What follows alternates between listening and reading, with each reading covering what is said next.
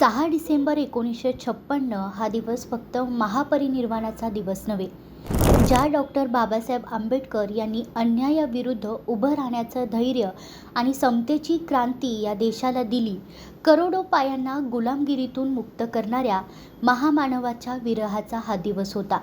ही बातमी देशभर वाऱ्यासारखी पसरली आणि मुंबईच्या दिशेने जनसागर उसळला. या गर्दीत एक गोष्ट मात्र काळाच्या ओघात हरवून गेली. बाबासाहेबांच्या अंत्ययात्रेचे चित्रीकरण करण्यासाठी स्वतःचं राहतं घर आणि छापखाना विकून धावून जाणारा एक माणूस, माजी आमदार दलित मित्र नामदेवराव भटकर. नामदेवराव भटकर यांच्याबद्दल बऱ्याच लोकांना माहिती नसावं.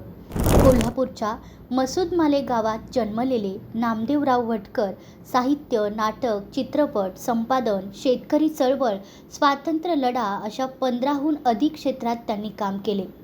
जातीयतेच्या जखमा अंगावर घेऊन त्यांनी आयुष्य अस्पृश्यता निर्मूलनासाठी वाहिलं. कोल्हापूर जिल्ह्यातील मसूदमाले गावात 24 ऑगस्ट 1921 मध्ये त्यांचा जन्म झाला, तर 4 ऑक्टोबर 1982 साली मृत्यू.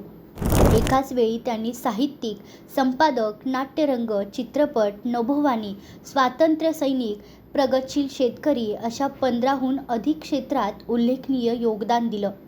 जन्मापासून बसलेल्या जातीयतेच्या चटकेमुळे संपूर्ण आयुष्य त्यांनी अस्पृश्यता निवारणासाठी काम केलं.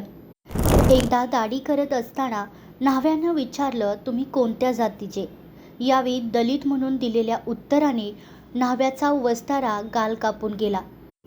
तो चेहऱ्यावरचा डाग घालवता येणार नाही, पण या देशावरचा अस्पृश्यतेचा डाग मला पुसून काढावा लागेल असा प्रण करून त्यांनी अख्खं आयुष्य यासाठी खर्ची घातलं.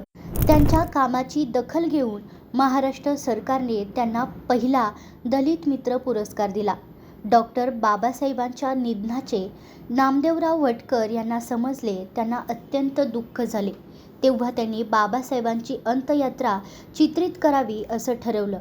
त्यांची चित्रपट, नाटकांमध्ये अनेक लोकांसोबत ओळख होती. त्यांनी बऱ्याच लोकांना याबद्दल विचारलं, पण उत्तर मिळालं, तो तुमचा नेता, आम्ही करणार नाही.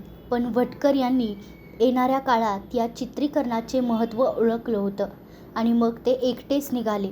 त्या काळी कॅमेरा आणि रील इतके महाग होते की आज कल्पनाही करता येणार नाही. पण इतिहास वाचवण्यासाठी भटकरांनी सर्वस्व पणाला लावलं. आज बाबासाहेबांच्या अंत्ययात्रेचे जे फुटेज सोशल मीडियावर उपलब्ध आहे, त्यात नामदेवराव भटकर यांचं मोठं योगदान आहे.